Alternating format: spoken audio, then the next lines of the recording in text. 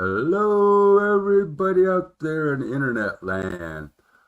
This is Roger Calty from the Reengineering Minds.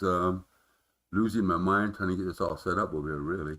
But we're doing a special show today. What we're going to be doing is a premiere and a talk by Colleen Gorman and about some things he's been experiencing on some interesting locations he's been at lately. So I'm just starting to do the yak over here, so to get her, set up. So when she's ready, she could come over and start doing, her talk about what's going on and in the crazy world out there. And I'm doing my last minute adjusting as we speak as well. So without further any hesitation, I'd like to present you Colleen Gorman, and you can take over from here, and you know how to run all this share screen stuff and all that. So I just got to take off my headphones and let you take over from there. Okay, let me get these headphones off, and then I'm going to get Colleen over here, and then she can take over.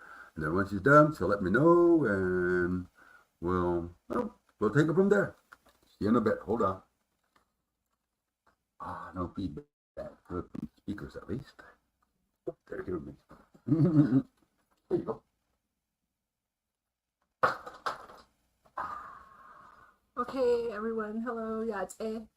I'm actually surprised. I wasn't expecting to do this on StreamYard. I thought we were gonna do the YouTube thing. So, you didn't ask. Yeah. Well, but now you know. So, yes. So, for those of you who have not met me, I'll give you a little bit of background. Yeah, it's A. Colleen Gorman Dashijine. Hazbat Yenishya, Namish Eja Kachini Nishna, Beat me toward me, toward each eat me, Bashichin, Kenta Chitney Dashiche, Do the Bessigen Dashinella, Chinley de A. Yesi, A. Den Asha, Ando Albuquerque, de Albuquerque de A. Kachigan, APS Indian Education, A. Banashnish, Navajo Language Practicum Coordinator, A. Nishla. So I am originally from the Navajo Nation from Chinle, Arizona, and I am Dene. I just shared my 4 clans and introduced myself according to the Navajo traditions, which is your name, then your 4 clans and where you're from. So I am of the Zuni Red Running into the Charcoal Streak Water clan. I am I am born for the Deer Springs Bitterwater clan, and my grandparents are the Red House people, and my paternal grandparents are the Black Sheep people. So those are my 4 clans. And an interesting note on Navajo clans, the Kinchachitni clan, which is my maternal grandparents' clan, that means the red house. Kin is house, Kichi is red. So Kinchachitni, people, I heard that if people have that clan, that they are actually descendants from the Chaco Canyon people, and that Diné were actually enslaved by the Chaco peoples a long time ago. And in our oral histories, we have a lot of stories about our interactions with the Anasazi, which I think these days people are saying more ancestral Puebloans. I'm actually going to talk even about those terms here in a minute, but let me get back to the clans. Um, I also found out that if you are of the Senjakina clan, the Honeycomb Rock clan, that you are actually also a living descendant from the Mesa Verde, the people of Mesa Verde. And so when you go to Mesa Verde, especially around the cliff dwelling that is by the museum. The rock, it looks like a honeycomb, and so that's why they're called the Honeycomb Clan. So some of our oldest clans are actually, I think the Red Forehead Clan is the oldest clan, and those people actually come from the Grand Canyon. So the Ned people are Athabascan. We are considered Southern Athabascan, and our relatives are the Apache people down south here in the southwest of the United States. And the northern Athabascans, there are Diné up in Canada, and there are also Athabascans all the way up to Alaska. Our relatives go all the way up to the Tlingit in Alaska. And about midway where the Columbia River is in the northwest coast, our relatives are the Quinaults. In the mid 1850, like around 1850, 55. Roger Colty, who is Quinault, he just did his introduction. His great grandfather actually sued the United States government, and it went all the way to the Supreme Court, and they actually won in the Supreme Court against the United States. So in retaliation, U.S. Congress actually met. I'm not met, but they the following year, what they did was on paper they extincted his tribe, which was the Chinook tribe and the Clatsop Nehilim. I say Nephilim, but it's Nehilim, Clatsop Nehilim. And so they combined them with some other tribes and called them Quinault and made the reservation 1 square mile. But traditionally, the Chinook, the land that they sort of were as trading, like through trading and sort of having that, I want to say that claim over the land, that went from about the Columbia River all the way down to Mexico. I forget exactly where that was, Roger. But you had mentioned it down the coast of California and into like kind of like the Baja, Mexico area. Oh yeah. For the trading. Well, no, the trading went all the way from the top of Canada all the way down to Tierra del Fuego in South America. Oh, okay. The entire coastline. Okay, Tierra del But, Fuego. hey, white man don't know that yet, but they'll find out. And then also the Clatsop Nehilim, their territory ranged from Columbia River all the way up north up to Alaska. So Roger is actually by his mom and dad marrying and having him as a child. If it was, you know, in the old way, then that would be the territory that that would be covered by I guess that is owed to him and like just traditionally through the Indian way, you know. My mom north all the way up to Canada. My dad from that area down south to Oregon to Northern California. Right. So the Diné, the Athabascan language, just comes back to the Athabascan language. So the Diné people, our language, you know, up in Canada, our clans are usually they're a little bit different than the Southwest clans. So our language and our culture is what helped us to maintain our distinct identity, our cultural identity, because our language and our culture are tied. You can't separate them. And up in Canada, instead of clans like what I have here that indicate that that we have intermarriage and we've mixed and we have roots down here, they have different clans like wolf or bear, things like that. And down here in New Mexico, like if your clan is the Maidej clan, there's one example, that is the Coyote Pass clan, then you are part of your history, your forefathers are Pueblo. They're the Jemez Pueblo specifically. My first clan is actually Na Nisht Eje Kachitni. So Na Nisht Eje means Zuni. My mom and grandmother said that our great grandmother a long time ago, she actually she had a sister and they grew up with their Navajo relatives, and then there was a war. And so during that time of the war, the two sisters, one of them went back to live with the Zuni, and the other one stayed with her Navajo relatives. And then when she came of age and had her puberty ceremony, then that's when she was given the clan Tachitni, which is the red running through the charcoal streaked water. That's also my son's clan. But with Nanisht Eje added on to that. So within the Zuni people, my mom said that that she heard that we were of the White Corn clan. So I don't really know much myself personally about Zuni, and like I know my mom said she's been to Shalako, But I am working with Zuni language teachers in my capacity as the Navajo Language Practicum Coordinator for Albuquerque Public Schools Indian Education Department. So my role as a coordinator is to support having instruct I guess instruction for Navajo language at APS. Albuquerque Public Schools is like I think I read it was the fifth largest school district in the country. We have about 73 or 7,600 Native Americans and about 4,600 Navajo. There's not enough Navajo language teachers. We have Navajo at different schools, so I've been outreaching this past week to really try and recruit for our classes and also to recruit for Dene language teachers.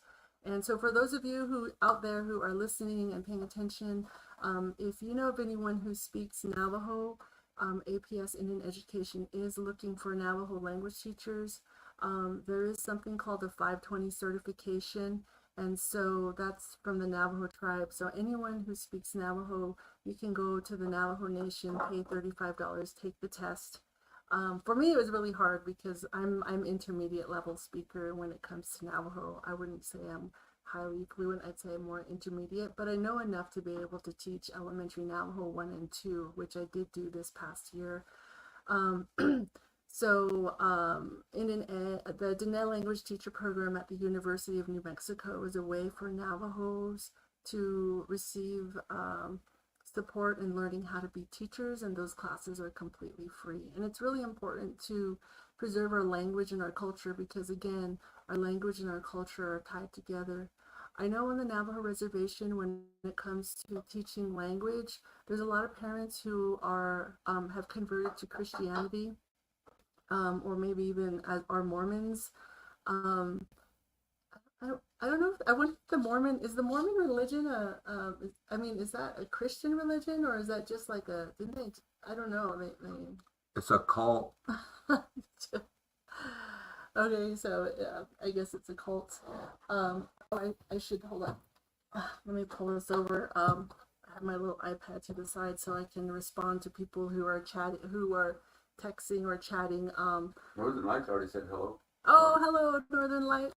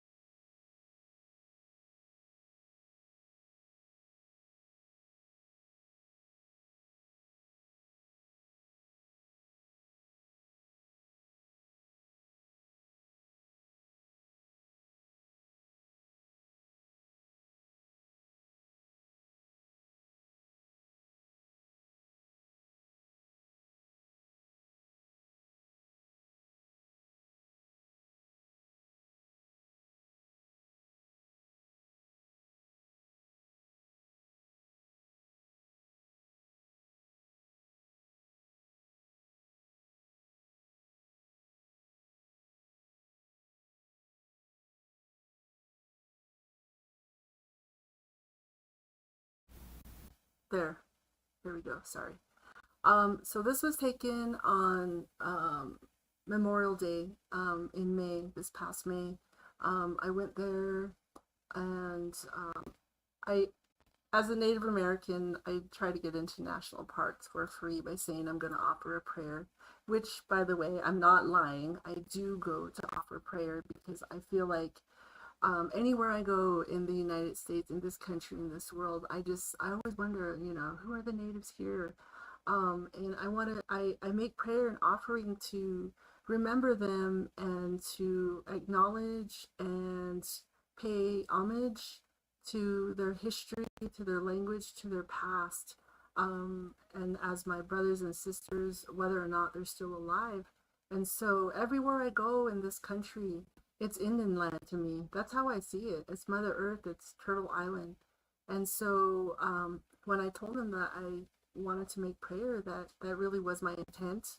And when you go make prayer, you have to be prepared. So I brought for Dene, we have white corn, we have yellow corn. We also have katadin, which is corn pollen that we collect from our corn plants when they're growing. Probably around this time, July is a good time to collect those. And so I had some cornmeal, and if you don't have anything, you can just offer water. Roger told me one time that because spirits are so used to being in a body of water, that they're often thirsty. So when you offer water to them, they appreciate that. And that actually, I can tell you about a ghost story. My son and I experienced a ghost, and I offered water. So I'll tell you about that later. But here we are. My purpose was to offer water, and we have. I wonder if I can zoom in. Oh, okay, great. Oh, I thought I could zoom in on this thing.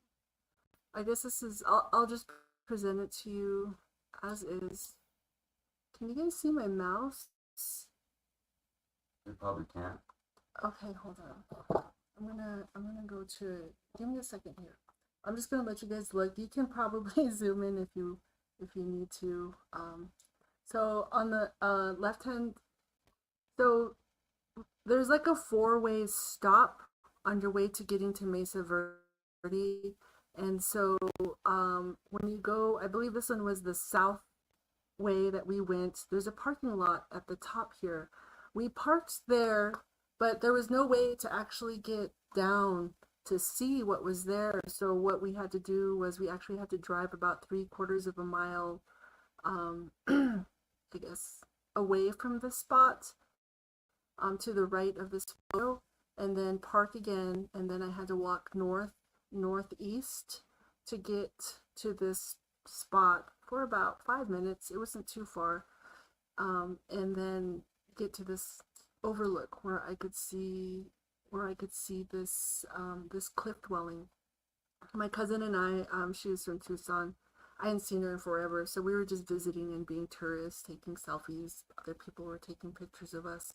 And then right before we left, I said, "Oh, let me hurry up and take the. I should take pictures of what we came to see before I go." So I only took 3 pictures. This is the first one, I believe, that I took. And so I took him, and it was so bright outside. It was like 3 in the afternoon. It was really hot. I took the photos, and I didn't even look at them until a week later when I came to show Roger show Roger the pictures. And that's when we noticed that you can actually see people in the cliff.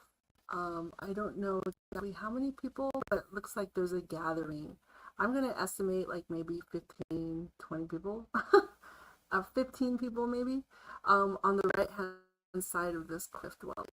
And they're very short. I don't know if they're short because they were Pueblo or if they're short because they're little people. Maybe they're both. I don't know where they came from. When I went to the museum later, there was another cliff dwelling that was actually more accessible, but the ranger told me that no way, you can't go over there. We don't allow people to go over there. So I'm assuming that this cliff dwelling, which was way not accessible, I'm assuming that they absolutely did not allow people to come to crawl around and to be walking around these particular cliff dwellings. In the center area where it's kind of dark, there appears to be a shadow or a light forming. So in the next picture, that's actually more formed. This little white section, this little white spark, this wisp in the middle, I believe I do zoom in. If we really want to zoom in on this, it's like a wisp. It actually changes shape. And this person that seems to be white is actually bending over. You see them bending over. And then way over here on the left-hand side, once I figure out StreamYard, I'm going to see if I can try and zoom in a little bit on this. This appears to be a woman wearing a manta, and her, it looks like she has like buns, like the photographs that I've seen of like historic, like photos of Hopi people where the young maidens, they have like the hair buns on the side of their head. So that kind of see, and then her manta is like black and white. So that's kind of what I see when I look at that. And there, it seems like after we were looking at this, it seemed like there was more figures that were actually down below that appeared to be going up. And there's actually some really interesting stuff up here above as well. So let me see. And, I have another picture. Let me show the second picture. Let's see. Share, presents. How do I share another screen? I wonder if I can make a move. Let me stop sharing. Let me add another one. So I apologize. Like I said, this is only my second time. So let me share screen again. You know what? I'm just gonna, instead of sharing a window, I'm actually gonna share the entire screen, and I'm gonna share screen 3, which has a bunch of stuff loading. And then I'm gonna add it. Okay, sweet. Okay, you guys can see this now. Now I can zoom in and you can see what I'm talking about. Ah, yeah, it works. Okay. Widow. Okay, so you can see here what I was talking about. Super strange. At all. So it looks like here, it kind of looks like, I don't know, it's like a wispy person that's skinny or maybe not fully formed, or maybe orbish colors right around there. And then over here, it looks like, maybe this is the second picture. Oh, this is the second picture. The first picture, this person that's on the left-hand side, they appear to be bending over. This picture, I don't know if they're sitting, but they did shift a little bit. I do not know what this thing is on the right-hand side. This looks like, I don't know if it's an altar. It seems to be reflective. I want to say it's a small bowl, orb, UFO. I have no idea. There's a whole bunch of people over here. They're all bending over. They're all, I don't know if they're kneeling down. They seem to be bending over. I don't know if they're praying, but they're definitely meeting, and they seem to be around this thing on the right hand side. Like a council meeting. Yeah, maybe it's a council meeting of some sort. And then what's really interesting is right here, there appears to be a ray of light coming from here and shining down to this person or thing. I think it'd be good in the other picture. I'll bring that other picture up here in a little bit, but this is the second picture. Whoa! I did not mean to do that. So let me zoom in again. So we see this other wispy thing that changes in the next photo. You can see this right here. There's actually a bluish color around it. right there. I don't know if you can see that on your monitors. It's really slight, or not slight, but it's a little hard to see. It's not like in your face blue, but this whole area is blue. My sister was actually the one who pointed it out because I was showing her on my phone, and she was referring it to this entity as the blue person. So I didn't really see the blue until she. And then over here, right here is that Hopi looking girl that I mentioned earlier. In the next picture, she's a little bit more fully formed. And so it kind of looks like, there's the middle section of her hair. She's facing away. And then you can kind of see that the black kind of bulges out on the right side and on the left. So that's what reminded me of the Hopi girls that are unmarried. They have their hairs in a bun on the side. And then this white, black and white, like manta that she's wearing. And then there's this dark shadow over here. And in the next picture, you'll actually see that it's more fully formed. This becomes the shape. That's about what I can see. There's actually some other interesting things within the landscape that I see. I actually see a lot of faces. And then it kind of made me wonder if there were like ancient faces that were actually carved into the rock, but maybe because it's been there for so long, that it's actually worn away. Erosion, so you can't see it so much. So, and then up here, this is kind of a weird looking, oh, let me see. Right here is kind of interesting right here. I don't know what that is. That looks like a gold, two eyes and nose. I don't know if those are horns or if it's just something behind there. Um, and then Roger actually pointed out to me, and so in our promotion, we threw together really quick for yesterday. But there was a comparison. It's in the thumbnail image. I'll show you the thumbnail image, and I think I circled it, and there was a picture of Sasquatch. And so this kind of Roger pointed out that this actually, he thought initially that this part might be like a headdress, but it was kind of been a huge one. So I don't, I know that when I was driving out there, and I tease my auntie because my auntie, her Rosetta LaFont, her husband built her a house about 1 mile away from the entrance to Mesa Verde. So I teased her, asked her if she'd seen any Sasquatch. But I would say this is totally Sasquatch country. I drove 23 miles from the entrance to get to here, and I had vertigo the whole way. I was so scared. I was on the way back. I was driving like a 90-year-old lady. I was going around the corners like 5 miles an hour because in my side view, I could see like the sky, and 50 miles away above me, all I could see was my hood and the little bush and the clouds. Like I literally could not see the road. I was so scared. It was a little bit 2-lane road, and I don't even think there was like guardrails. So if I drive out there, I'm just gonna close my eyes, ask somebody else to drive, and tell them to go slow, because driving out here was so scary. But it really, really felt like Sasquatch country. It was so wild and hairy and bushy out there, that if you just on the side of the road, I felt like if you tried to walk 10 feet, that you would just get stuck in the brambles and just get all tore up from the different plants that are out there.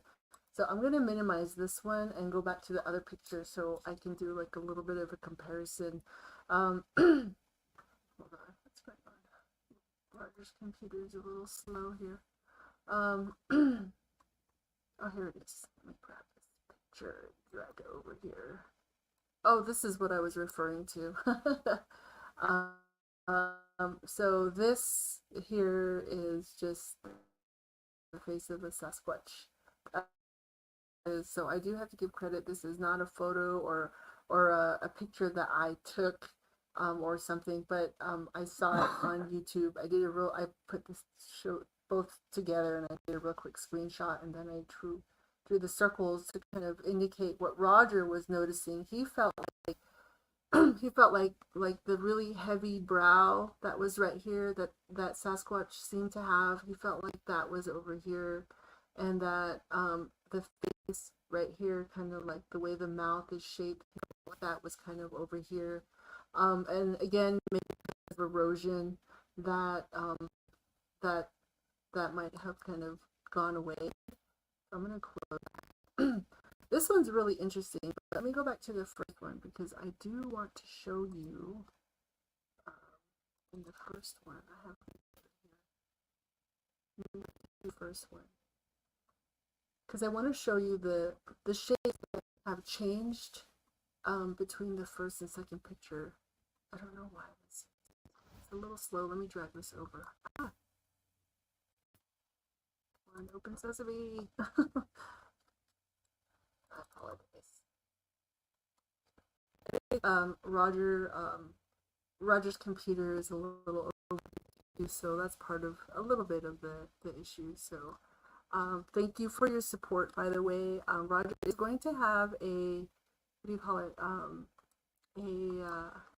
afterwards on Patreon. So if you are willing to support Roger on Patreon, then maybe you can invest in a computer.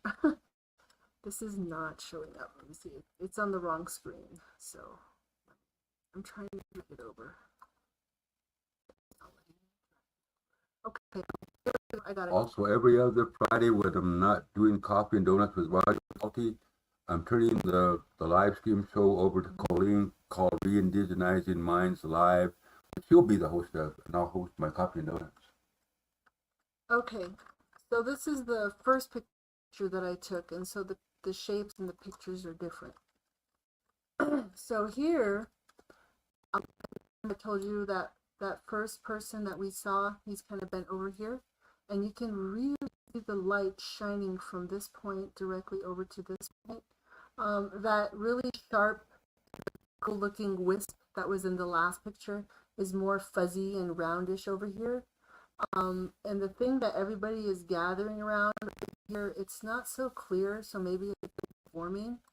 And then over here on the left-hand side, you see this particular blue person has moved from kind of like where it was right here, and then now it's moved over to like where it is now. And this was more of a black shadow, but now it's definitely the shape of a person. And then the Hopi looking maiden right here, she's definitely solidified a little bit more. You can see that she's wearing a manta, and she's also moved from here, and she's walking over here. And I'm not sure what's going on there. I think somebody or something else is forming here. And once I show you that, that's going to be really cool. And so there's some more stuff going on here, and I think there's maybe possibly more people that are showing up here. And then again, you can kind of see some other stuff. And then what's kind of weird up here, I was like, this is weird. Was there like a church or something up here? Right above the cliff dwelling, it looks like there's crosses, kind of like a cemetery, which is kind of weird. So right here, do you see this cross that's happening right there? There's another one here. I don't know what that's about. I think there's like a more over here on the left-hand side. There's like crosses or something. So those really do remind me personally of like a cemetery. I don't know, like the rock is so interesting. Like if you guys want to see the picture, I am willing to share this, I guess, afterwards. I guess send out an email to Re-Indigenizing Minds, or you can go to the Patreon page. I think Roger and I were talking, we'll make that available to people on Re-Indigenizing Minds. The Patreon. Okay. I didn't hit that. You just Right. blinded me. I was right there so everybody can see you too, Raj. So. Oh, hello, everybody. It's me, man, the board here.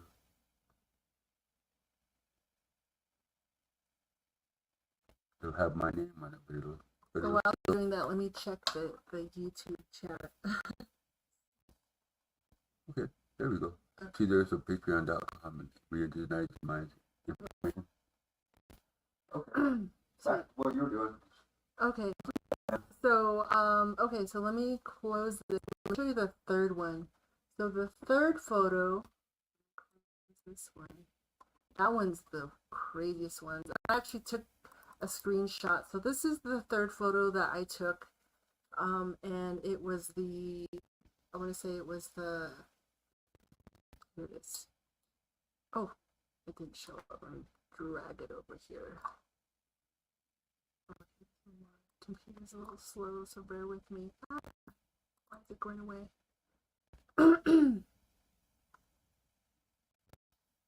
Camera?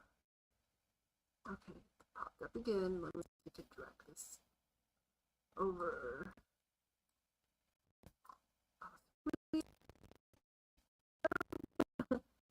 Why did you become big? I don't want you to do that. Where's my mouse? Technical difficulties. Come on, Rob. Yeah, definitely Roger needs a new computer. Yeah, he needs a new computer because this one is really struggling. All right, here we go. I'm going to maximize that. There you go. There we go. And I'll go ahead and zoom in. This is the photo that, and I actually did screenshot, so I can show you the other one a little bit closer. This photo looks like everybody, you don't see the maiden over here anymore. Like everybody has collected over here on this side. And it looks like right here, when you look at the size of these people, either they're sitting down, I don't know, this person over here was standing up. So I think they're Anasazi, I think they're short.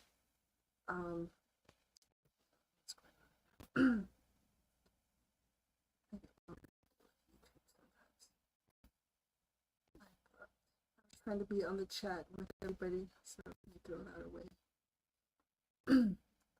But it looks like over here there seems to be star-shaped faces forming, and over here is the blue person is still there and their face is star-shaped. And look at how much bigger they are. I'll put this hand up per size, I guess you could say, from about where the thumb is to the top of the hand. That's how tall it is. But when you come over here, definitely a lot shorter. So my sort of thought is either these are little people or they are the spirits of the Anasazi. They're just short because they were Pueblo and they didn't have like the same diet as we did. I think people were a lot shorter back then for that reason, for different reasons. And over here, I think these are on the Kachina. And I heard from someone who is Zuni and Cochiti and Navajo yesterday. She told me that if you're Pueblo, you're supposed to look at Kachina, even if it's just a drawing or a painting on the wall. So I apologize if I forgot to give people a warning if that's something, because she said not everybody can that ceremony. So if they see a Kachina, they're supposed to do a ceremony because they're not supposed to look at it. But Zuni and Hopi, it's okay for them to actually look at Kachina. So this one here, I'm going to zoom in again some more. Come on, zoom. All right. So now we're really zooming in on this. So from the Kachina that I have seen that reservation to tourists when they are the Kachinas and they paint their faces and do things like that, they make stars for their face. And I always thought it was just kind of an artistic thing. I never really thought that it was actually like that's what they looked at. And I just thought it was a representation and that it was something that, like, from the far distant past, that um, that they, remembered, and that was how they represented it. But I had no idea that this was actually, um, this is how they appear. Um, Star people, I guess. So not really aliens, but star people. Um, and then over here, this was the blue person, and I don't know if you can see it here. There still seems to be sort of a bluish orb around this person, and their face is a star. So I think they're a Kachina too. These other ones over here, they're all black and white. One, two, three, four, five. So there's five Kachina with star faces that are black and white. This one has been hanging out here more in the dark, and that one appears to be blue. And I don't know if there's another one that's coming up here or starting to form down here, because you can see another there. And it looks like there's, I don't know if these are again just more spirits or more Kachina that are forming. So I guess there must have been a gathering of some sort. I don't know. I don't know what this is. This is actually the first time I noticed this up here. It seems to be like a square. Um, it looks like that light that is still kind of shining over here. It's not as intense as it was in the second picture. And everyone seems to be down now. They're sitting down in a circle, I believe. Um, I can't really, was that one, two, three, four, five, six, seven, eight people maybe?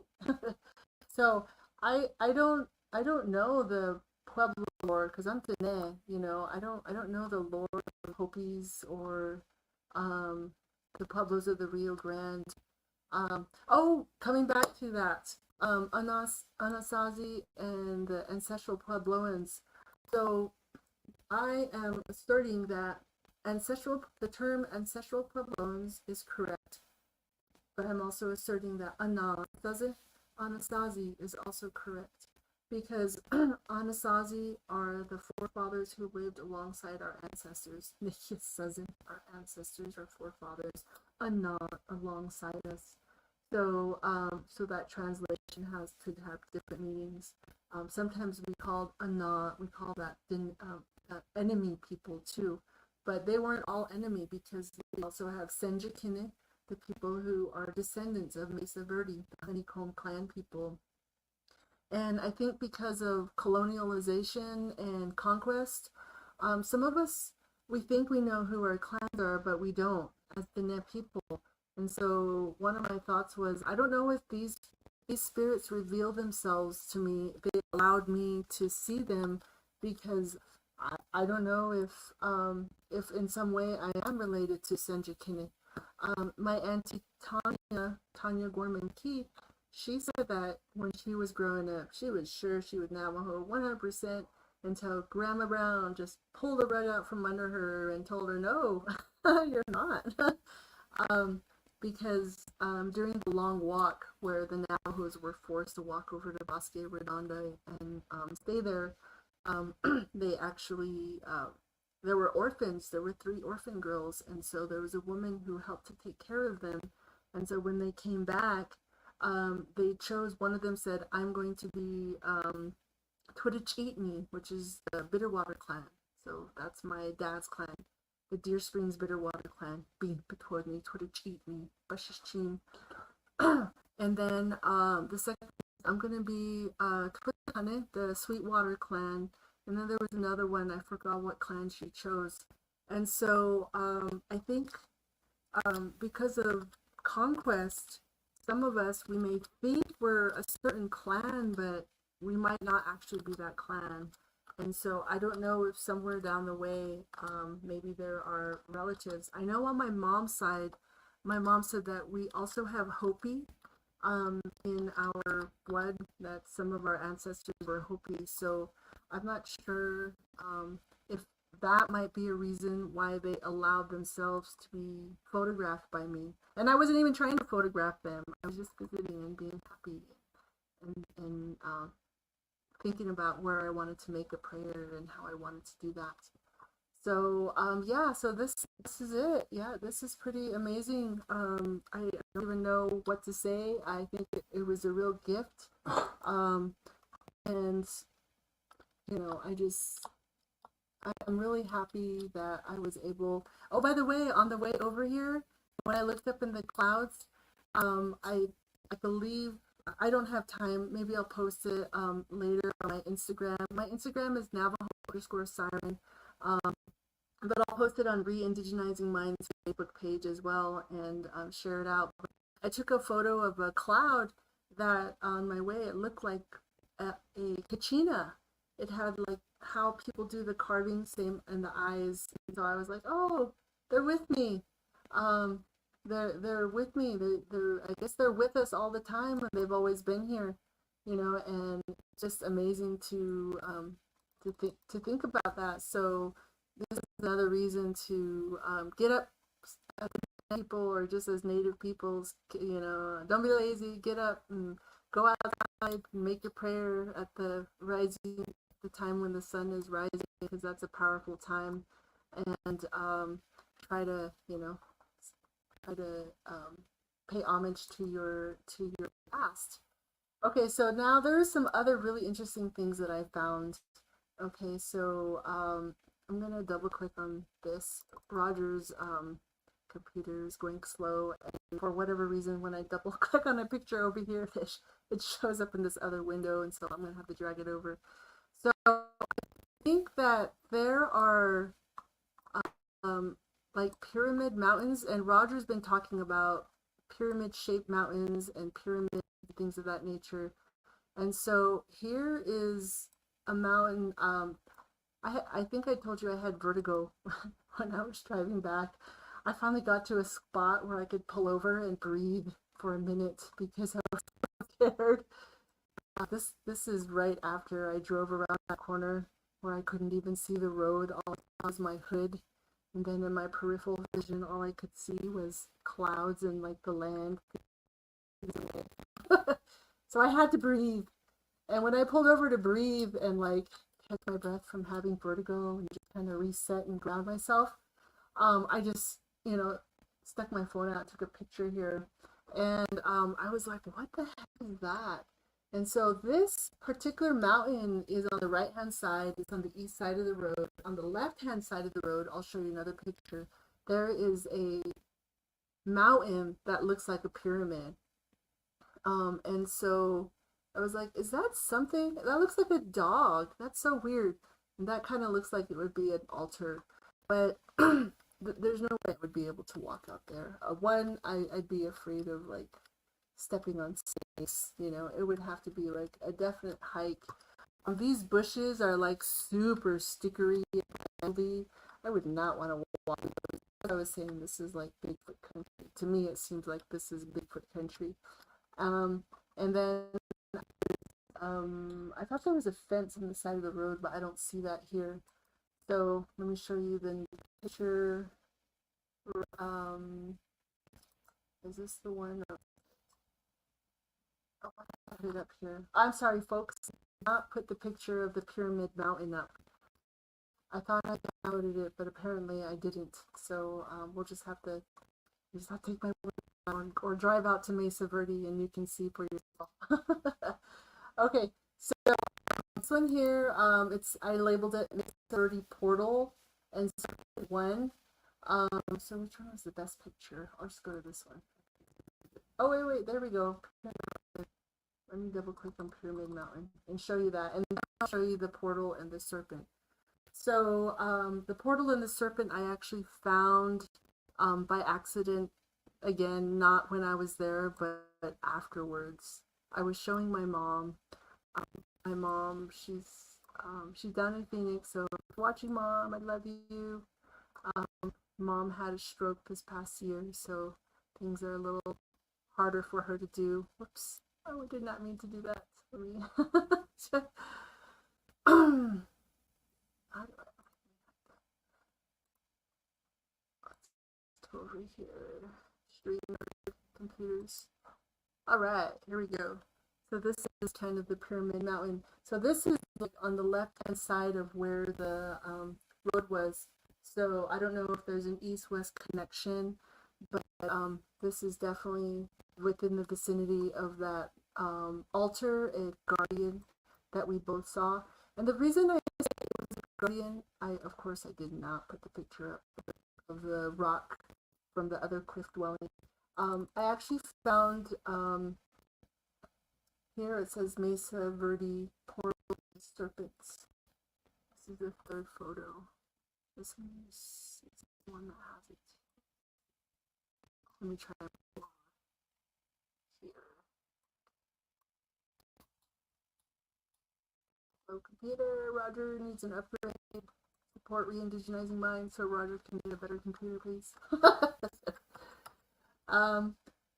Okay, so this, what you see on the right-hand side here, this is the museum. So if you go to Mesa Verde, you can go to the museum. You can literally walk down here. There is a cliff dwelling down here. This is the one that I was told I couldn't go to. And this stone here, you can kind of see this pattern. You see a lot of this, the way that this rock looks. That's why it's called honeycomb. And when I showed a picture, I thought I had it in this group of pictures, but it's actually on my phone, so I won't be able to show you guys today. I'll post those pictures up on Re-Indigenizing's Facebook page, YouTube page, Patreon. That'll have to come later. There was actually a rock that was also had the face of that dog. And so I thought it was interesting that there's like a dog-faced rock by the altar. There's a dog-faced rock here at this cliff dwelling. And what's interesting to me about the dog is, since I met Roger, I've been learning about the 160-day calendar. And the center calendar, there are 20 day names, and there were 13 cycles of 20 days, which is why the 260-day calendar is called the 260-day calendar. It's a sacred calendar shared by the indigenous peoples of the Americas. And so the day names, different people apply their own day names. So what Roger did with the calendar that we share with people is he brought in the glyphs that the Aztecs used and translated those into English so that it's easier to use, because not everybody can speak Nahuatl. And so the 20 day names are start with alligator. So we have alligator, wind, house, lizard, serpent, death, deer, rabbit, water, dog, monkey, herb, reed, jaguar, eagle, condor, movement, rain. Those are the 20 day names of the 260-day calendar. The center day name is dog, right? So alligator, wind, house, lizard, serpent, death, deer, rabbit, water, dog. Dog is the center of the calendar. And I kind of always have felt that dog kind of represents Junior, or maybe Quetzalcoatl, I guess you could say that, the twins, the hero twins. And so what was really interesting was I received I think it was an email, or maybe it was a Facebook post, but it was talking about the 39 Lakota that were hung. It was the largest mass hanging in the United States. Abraham Lincoln signed off on that mass hanging, and it was right after the Civil War. And so Roger's thought on that particular hanging was that the white people of America, the Euro Americans, that they were really upset about the Civil War. And so this was a way that Abraham Lincoln could appease the American people, because of the Civil War and not being able to maintain slavery and things like that. So somebody had to pay. So what did they do? Well, they decided they were going to hang a bunch of Indians to make everybody feel better. And so there were actually 300 Lakota that were supposed to be hung, but there were only 39. And so I started reading through the names, and just to honor them and to remember and acknowledge who they were and the sacrifice that they gave, as I read through that name, the names list, I said their names out loud, just for myself. I went all the way through, and then when I got to 26, so again, remember the 260-day calendar based on 13 and 20. 13 times 2 is 26, so 26 is a very sacred number. At 26, the name of that person was Wakan Tonka. I don't know if I'm saying it right. And how I remember that name is that that's the spirit that moves through all things. So that refers to the creator. And so I was like, oh my God, why is his name in here? That's his name. And it's not just anybody who can be named that, you know? So I was thinking, okay, if that's number 26, let me go back to number 13. Who is number 13? If the creator was number 26 on that list, then who was number 13? So I went to 13, and the name of that person was White Dog. And so that's when I was like, oh my God, they actually hung the creator and Junior in the 1800s. And maybe that's why Abraham Lincoln got killed, assassinated. Who knows? But I thought it was really interesting. And so, with the information that I've learned from Roger and what he will share with you too, and what he can share with you through the global mapping, is that apparently the like Quetzalcoatl, his full title, most people know him as Quetzalcoatl, feathered serpent. That's the translation. But I guess the full title for his name is Se'akat. Se'akatl. I don't know if I'm saying it right because I don't speak Nahuatl. But Se'akat means one reed. Topilzin, our Lord, our Prince, Quetzalcoatl. And so one reed is the beginning of the 260-day calendar. That's when you start the calendar. And when the calendar wraps up every 52 years and 13 days. And the rising of the morning star? The morning star rises. Venus rises as the morning star. And Quetzalcoatl, that's his name, that's the morning star. He's the morning star twin. And in the Navajo way, we also have the twins, the twins. And also in our oral history, it's either Be'egochide or Be'egochide. He was the one who brought us through the previous world. So when the previous world was destroyed, he brought us up into the next world through a reed. So Be'egochide translates to the big reed. And if you think about it, what's the big reed? The big reed is one reed. So even in the Navajo culture, in our oral history, we have that reference with the twins and also the one reed person, which I'm just calling Junior because apparently this person seems to be kind of like the Dalai Lama, born again, reincarnated through time. And so what Roger did in finding out the year count calendars, because from the 260-day calendar, you can extrapolate Earth's year count calendar, which is 52 years. And so from the 52 years, after 52 years, you have your leap days. So in the Gregorian calendar, we have a quarter of a day. Multiply that times 4 years, you got one whole day. That's the leap day. That's things in alignment with the stars. Indian way, you do a quarter of a day times 52 years, you get 13 days. So that 52-year cycle, you have, and then after that, you have 13 leap days. Those are unnamed. Then you start the whole calendar system again at one reed. And it's a star calendar because your star marker is that the Pleiades rises as Venus sets, and then at midnight, the Pleiades are directly overhead at its zenith point.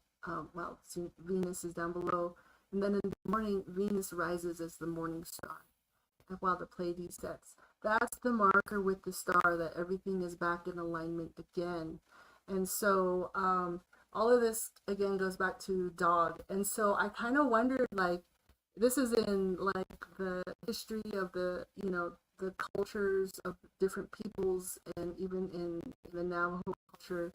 And so I'm kind of wondering about the dog person. The dog, there's a dog down below here and I really wish I'd show it. So I'll put it up on Facebook so you can see what I'm talking about. Shannon got really excited when she saw it because she said, "That's why we're called Honeycomb Clan," and she was pointing at the rock around the dog. There's a dog up by that mountain, that pyramid peak.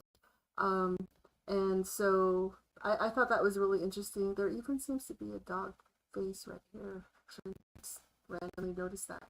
Okay, so I actually wanted to show you the portal that I found that I didn't even see. Is this your background? Oh no, this is not. Okay, let me. By the way, this picture is actually Roger's background. We were sitting here, not touching the mouse, we were not touching the keyboard, and this exact photo made itself Roger's background. So there's all kinds of crazy stuff, spirits coming around. I did not notice this until I was with my mom. I told her where I walked and where I sat and what I sang. The ranger told me that this is a place called the Place of Many Songs. I didn't know that, but I sang for about 45 minutes. There's a door here. I did not even see it when I was there. I don't even know if anybody knows about it. It's kind of close to the edge, so I think I did see an idiot hanging out at the edge. Some tourist, probably in the future, you might try to feed a buffalo. And it kind of looks like a serpent, doesn't it, Raj? So Roger said, well, serpents live in the underworld, so this would be like the guardian of the underworld. This would be a portal to the underworld, because that's what that would be. So yeah, this thing is not doing what I want it to do. It's just jumping around. And so I noticed that there seems to be a trail. I don't know, that walk from here. It looked like there was a trail over here, like a really one that might have grown over. And I think it reminded me of like Narnia, how the kids they they become like the princes and kings of Narnia, and then they go back to the regular world, and then when they come back again as children again, they find Narnia in ruins, and then they're walking around like this orchard, and that was the orchard they planted a long time ago. So to me, it kind of reminded that because it's like I think there was a path here a long time ago that maybe people walked up, but that's just me.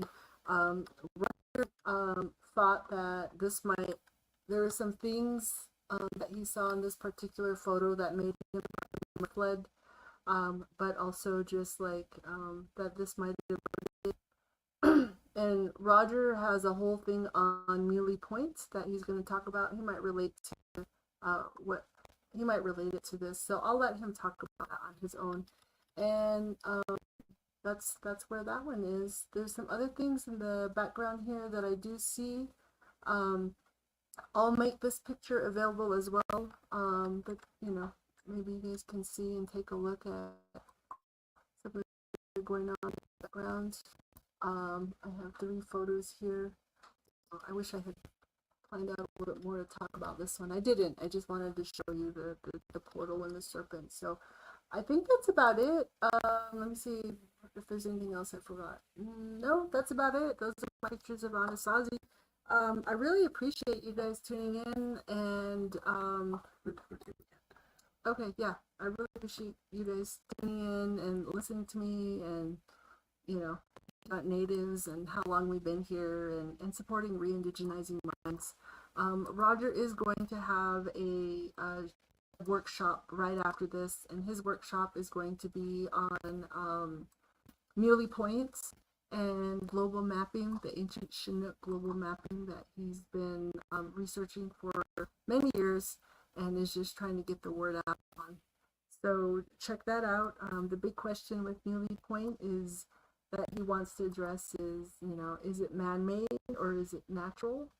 So that'll happen right after this. It will be on Re-Indigenizing Minds Patreon page. And let me take a look real quick. Cool. Let me look at some of these comments that I see. Okay. Oh, there's no sound. Okay, muted, so I can hear you. I hear you. Okay, good. You guys got to hear me. Awesome. Well, thank you, everybody. Thanks for all the love. you. And I have 13 viewers. Yay! Lucky number. 14 comments. 13's a good one. Have a good day.